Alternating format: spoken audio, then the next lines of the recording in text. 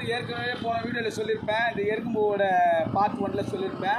எறும்புவோட மூலிகைத்தன்மை என்றது இன்றைக்கி நான் சொல்கிறேன்னு சொல்லியிருக்கேன். அது சம்மந்தமாக இது வந்து பார்ட் 2 போட்டு நான் மூலிகைத்தன்மையை எதுக்காக பயன்படுத்தலாம் அந்த எறும்புன்றதை நான் சொல்கிறேன். இது ஸ்டாப் பண்ணி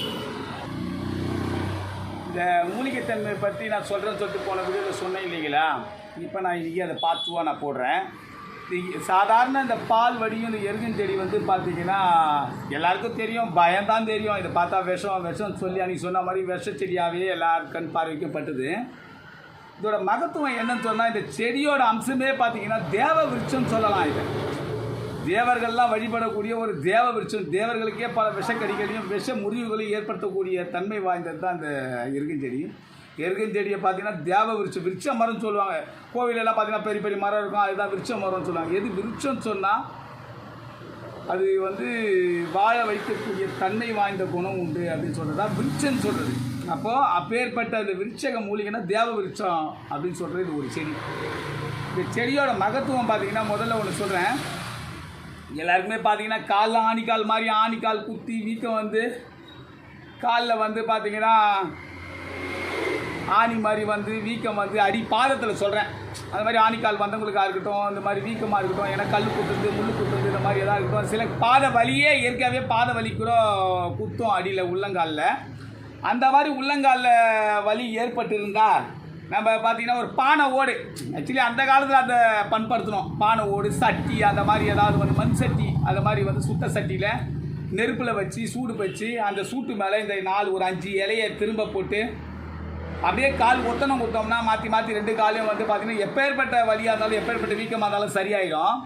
ஆனால் இப்போ மண் சட்டிக்கு எங்கேயும் சிட்டி ஆகி போச்சு, எதுவும் தேட முடியாது. அதனால் அதுக்கு பதில் என்ன பண்ணால் தோசைக்கல்லை சூடு பண்ணிவிடுங்க. அடுப்பில் வச்சு கேஸ் ஸ்டவ்வில் வச்சு தோசைக்கல்லை சூடு பண்ணிவிட்டு தோசைக்கல்லை திருப்பி போட்டு அது மேலே அந்த எருகை இலை ஒரு 5 இலை 10 இலை அது மாதிரி வைங்க, வச்சுட்டு பதுங்க வச்சுட்டு அது மேலே உங்கள் காலை வச்சு ஒத்தனம் கொடுத்துட்டு வந்தீங்கன்னா தொடர்ச்சியாக அதை பண்ணிட்டு வந்தீங்கன்னா அடிக்காலில் இருக்க பாத வலி அந்த குத்தல் இதெல்லாம் வந்து குறைபாடு ஏற்படும். அதே மாதிரி வந்து பார்த்தீங்கன்னா முள்ளு குத்துன ரணமாக இருக்கட்டும், இல்லை ஆணிக்கால் வரா மாதிரி இருக்கும் எல்லாருக்கும் நிறைய இடத்துல, அதுவும் வராமல் தடுக்கும்.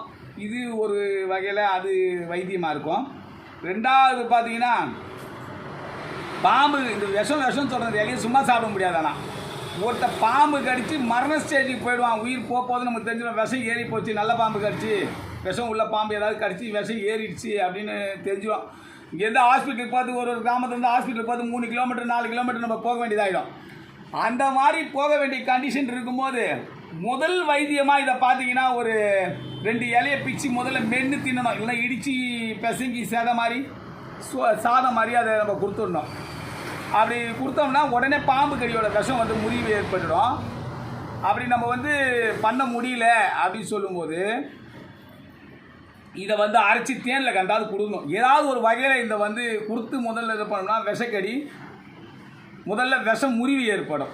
தேல் கடிச்சிருந்தால் 5 கிராமுக்கு மேலே கொடுக்கக்கூடாது. அதே மாதிரி இதை சாறு எடுத்து அந்த தேல் கடி வாயில் தெரியும், வாய் எங்கே இருக்குது அந்த இடத்துல நம்ம வந்து தடவணும்னா அந்த தேல் கடியும் விஷம் முறிவு. அதுக்கப்புறம் ஹாஸ்பிட்டல் போய் நம்ம வந்து அவங்க வந்து தயார் பண்ணிக்கலாம்.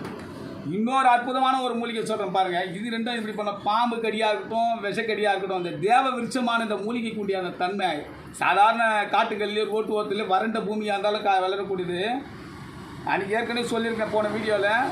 மனிதனோட ஆற்றல் படுத்த ராஜ உறுப்புன்னு சொல்கிறதுல ஒரு உறுப்பு லங்ஸை தான் சொல்லுவோம் ராஜ உறுப்பு. ஆனால் கிட்னியே ராஜ உறுப்பு வகையை சார்ந்தது தான். அந்த கிட்னியில் வந்து பார்த்திங்கன்னா கல் எல்லாம் சொல்லலாம் சரி. இந்த மாதிரி உப்பு சார்ந்த உணவுகளை சாப்பிடும்போது என்ன ஆகுன்னா கல் வந்து ஃபங்கஸ் மாதிரி ஃபார்ம் ஆகி உப்பு கல், ரெண்டாவது கால்சியம் கல், சுண்ணாம்பு சத்து உள்ள கல், இந்த மாதிரி ஏதாவது அந்த கிட்னியில் வந்து கல் ஃபார்ம் ஆகிருக்கும். அந்த கல்லை உடைக்கணும்னு சொன்னால் ஹாஸ்பிட்டலுக்கு போவோம். ஹாஸ்பிட்டலுக்கு போய்ட்டு நம்ம ட்ரீட்மெண்ட் பண்ணினா ஆப்ரேஷன் பண்ணணும் அப்படின்னு சொல்லணும். சாதாரண ஏழைங்க எல்லாம் பண்ண முடியாது. இன்றைக்கி நிறைய பேருக்கு அந்த கிட்னியில் கல் வரதான் செய்யுது. அந்த வயிற்று வலி ஒன் சைடு வயிற்று வலி வரும்போது அவங்களுக்கு தெரிஞ்சிடும் கிட்னியில் கல் இருக்குது அப்படின்னு சொல்லிட்டு. நடுமுது பேக் போன் பெயின் வரும் கிட்னியில் கல் இருந்தால். இதெல்லாம் வந்து எக்ஸாம்பிள் வலி. அப்படி வரும்போது என்ன பண்ணனா, இது வந்து பார்த்தீங்கன்னா ஒன்றும் சாதாரண பெரிய விஷயம். இந்த பூவை வந்து 2 மொட்டு அளவுக்கு எடுத்து 2 மொட்டோ இல்லை ஒரு 3 மொட்டோ எடுத்து இந்த மாதிரி ஒரு வெத்தலை 5 வெத்தலை எடுத்து அந்த மொட்டுக்குள்ளே வச்சு ஒரு கள்ளிப்பாக்கு வச்சு சுண்ணாம்பு தட வேண்டியதில்லை. அப்படியே நல்லா மென்று காலையில் வெறும் வயிற்றில் சாப்பிட்டுட்டு நல்லா டெய்லி ஒரு 2 லிட்டரு 3 லிட்டர் தண்ணி குடிக்கிறோம் இல்லையா, அது மாதிரி மொத்தமாகவே ஒரு மணி நேரம் 2 மணி நேரம் டைம் எடுத்து ஃபுல்லாக தண்ணியாகவே குடிச்சிட்டு வந்தாருனால வந்து ஆக்சுவலி யூரின் வழியாகவே அந்த கால்சியம் கல்லாக இருக்கட்டும் இல்லை உப்பு கல்லாக இருக்கட்டும் எல்லாமே கரைஞ்சி வெளியில் போயிடும். ஆட்டோமேட்டிக்காக மறுநாள் அவங்க ரிலாக்ஸ் ஆகிடுவாங்க. இது அப்பாற்பட்டு ஒரு வர்ம புள்ளியும் ஒன்று உண்டு.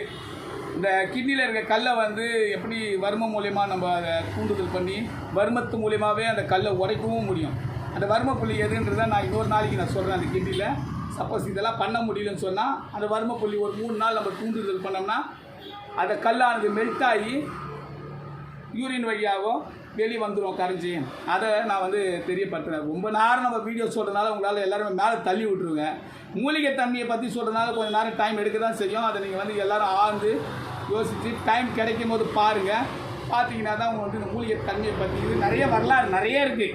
எருகும்பு செடியில் நிறைய கதை இருக்குது. அது எல்லாத்தையும் சொல்லிட முடியாது. இப்போ நான் ஒவ்வொரு காலகட்டத்துக்கு சொல்கிறேன். அதனால் வந்து எல்லாருக்கும் வணக்கம். என்னோடய டிவி பார்த்தீங்கன்னா ஆன்மீகம் மூலிகை சார்ந்த டிவி. நீங்கள் தொடர்ச்சியாக இதை பாருங்கள். ஆன்மீக சம்மந்தமாகவும் மூலிகை சம்மந்தமாகவும் டெய்லி ஒரு கதை சொல்லிகிட்ருக்கேன். வரலாறு சம்மந்தமாகவும் கதை சொல்லிகிட்ருக்கேன். நீங்கள் பாருங்கள், பார்த்து பயன்பெறுங்க. சப்ஸ்கிரைப் பண்ணுங்கள், லைக் பண்ணுங்கள், ஷேர் பண்ணுங்கள். எல்லாருக்கும் வணக்கம். முதல்ல எல்லோரும் நல்லா இருங்க, சந்தோஷமாக இருங்க.